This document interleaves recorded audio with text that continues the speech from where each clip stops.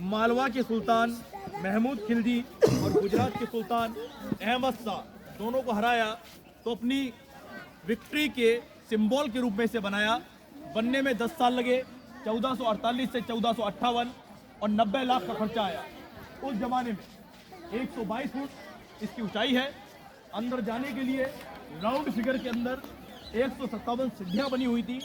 After Covid बंद किया, before Covid आप टॉप तक जा सकते थे।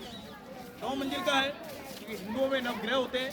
भगवान शिव के डमरू के आकार का है और हमारे यहाँ की जो राजस्थान पुलिस है उसकी बाजू पर इसका निशान बना होता है। यहाँ बैच है, चित्तौड़ की आग कहते हैं इसे, क्योंकि टॉप पर जाने के बाद पूरे सिटी का व्यू दिखाई देता है। इसे मूर्तियों का अजायब घर भी कहा जाता है क्योंकि हिंदू धर्म के अंदर जितने भी देवी देवता हैं उन सभी की प्रतिमाएं इसमें बनी हुई हैं। सबसे बड़ी मूर्ति जो है प्रतिमा है भगवान विष्णु की है, तो विष्णु स्तंभ कहते हैं। एक मंदिर था, तोड़ दिया गया खंडित मुगलों के द्वारा। वो वाला दरवाजा उत्तरी जौहर द्वार है और ये वाला दरवाजा पूर्वी जौहर द्वार है। लेडीज जौहर करने आती थी तो इन दोनों दरवाजों को प्रवेश द्वार के रूप में उपयोग में लिया करती थी। छोटे रूम टाइप दिख रहे हैं आपको, ये बंदर जिन पे बैठे हैं लंगूर, ये समाधियां हैं। कोई समाधि लेता है ना, उसके लिए। पीछे बड़ा वाला प्लेटफॉर्म पत्थर का सती स्थल है और उसके जस्ट पास में छोटा वाला चिता स्थल है। भाग नहीं देते ना किसी को, उसके लिए। देन अगर मॉडल ऑफ द स्टोरी कहें तो जिस पार्ट में हम खड़े हैं ये पूरा पार्ट उस समय का शमशान भूमि है राजपूतों की, क्योंकि मृत्यु से संबंधित जो भी एक्टिविटीज हैं, जौहर, सती, चिता, समाधि, टोटल इसी एरिया के अंदर होते हैं। ओके, स्टार्ट करें हम जौहर वाली बात।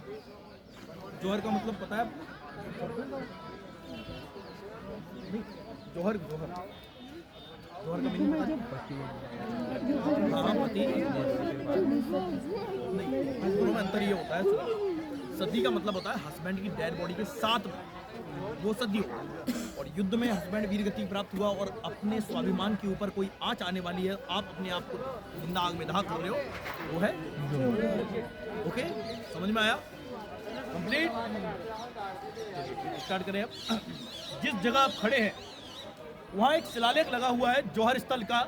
बाहर से आते समय आपने देखा होगा ये गार्डन जहाँ आप खड़े हैं, एक जमाने में लगभग 90 फुट गहरा गड्ढा था जिसके अंदर बहुत जल्दी आग पकड़ने वाली वस्तुएं, चंदन की लकड़ी, घी, तेल, रुई, कपड़े, नारियल के छिलके, सूखी पत्तियां, कपास और इत्र को इकट्ठा करके रखते थे। जब किले के ऊपर आक्रमण होता है और यहाँ के राजा युद्ध के मैदान में वीर गति को प्राप्त हो जाते हैं और जिन्होंने आक्रमण किया है वो लूटपाट करने के लिए किले के अंदर प्रवेश करने लगते हैं, तो ऐसी परिस्थिति में हमारे यहाँ की माताएं, बहनें अपने स्वाभिमान, कुल की मर्यादा और सतीत्व और अस्तित्व की रक्षा के लिए स्वेच्छा से अग्नि प्रवेश अथवा आत्मदाह करती हैं, उसे जौहर कहते हैं। देन इंसान के मरने के 36 तरीके होते हैं। कितने? और सबसे खतरनाक तरीका होता है किसी का आग में जलकर मरना। ऐसी क्या परिस्थितियां रही होंगी जो माताओं बहनों ने अपने आप को जिंदा आग में जलाना स्वीकार। पुरुष बहुसंख्यक दिख रहे हैं यहाँ। जब कभी अपने पुरुषार्थ पर ताकत महसूस हो तो घर में रोटी बनके तवा नीचे उतरे तो केवल उस पर एक उंगली लगाकर देख लेना, पूरा का पूरा पुरुषार्थ निकल जाएगा। क्या कहना चाह रहा हूँ, समझ रहे हैं आप? और उन्होंने अपने आप को जिंदा आग में जला दिया because save to necrophilia. You know necrophilia? नहीं, sex with dead body. Other तरीके से मरने के साथ मुगल डेड बॉडी के साथ भी गलत किया। उससे बचने के लिए अग्नि जौहर अपनाया गया ताकि मरने के बाद भी कोई हमें छू ना सके। पहले जमाने में जल जौहर होता था। रणथंबोर का नाम सुना है आपने? रणथंबोर नाम का एक किला है।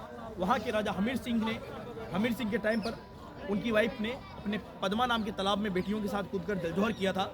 मुगल्स ने जब उसे कैप्चर किया तो उन्हें पता चला कि पानी में डेड बॉडी है, उन डेड बॉडी को पानी से निकालकर उसके साथ गलत किया।